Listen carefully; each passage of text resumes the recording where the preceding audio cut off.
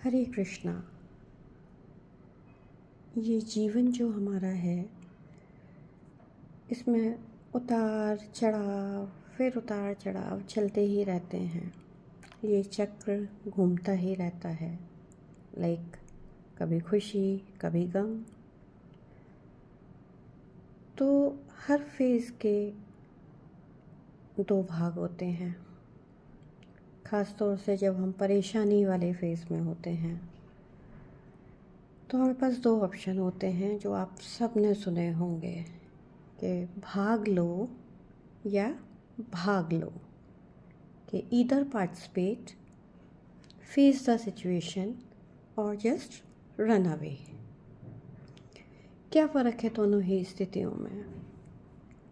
जो मुझे समझ में आता है, मेरी अपनी ऑब्जर्वेशन है कि जब हम भाग लेते हैं, पार्टिसिपेट करते हैं, फेस करते हैं, तो कई बार उन परेशानियों को हम रिज़ॉल्व कर लेते हैं या उनकी इंटेंसिटी कम हो जाती है। जो परेशानी 100% की थी वो 50 की हो जाएगी, 40 की हो जाएगी, 60% रह जाएगी, लेकिन कुछ हद तक हम उसको रिज़ॉल्व कर लेते हैं। अच्छा, रिज़ॉल्व नहीं भी कर पाते हैं तो कहीं ना कहीं ये संतुष्टि रहती है कि एटलीस्ट हमने कोशिश करी उस परेशानी को रिज़ॉल्व करने के लिए। तो हम कम से कम ग्लानि में नहीं जाते हैं, गिल्ट में नहीं जाते हैं। और जब हम भाग लेते हैं, वी जस्ट रन अवे। तो जब भी हम ऐसी परेशानी से, ऐसी स्थिति से भागते हैं तो हम पीछे मुड़ मुड़ के उस स्थिति को देखते ज़रूर हैं कि हम उस प्रॉब्लम को वहाँ छोड़ के भागे थे।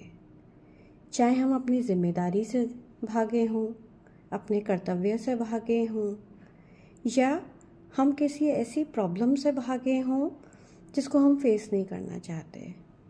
और जब हम पीछे मुड़ मुड़ के उसको देखते हैं तो वो आज भी हमें अपने पीछे आती हुई दिखाई देती है। और उस स्थिति में हम भागते ही रहते हैं, हाँफते ही रहते हैं और उस परेशानी को देख के रोते ही रहते हैं।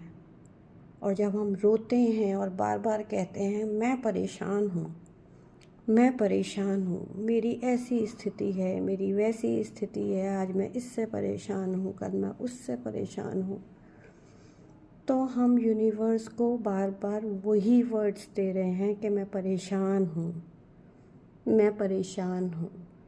और वही वर्ड्स मल्टीपल होके आपको चारों तरफ से घेर रहे हैं और आप उस परेशानी वाले फेस को लंबा लंबा और लंबा करते जा रहे हैं। तो अब ये आपकी चॉइस है कि भाग लीजिए या भाग लीजिए। हरे कृष्णा।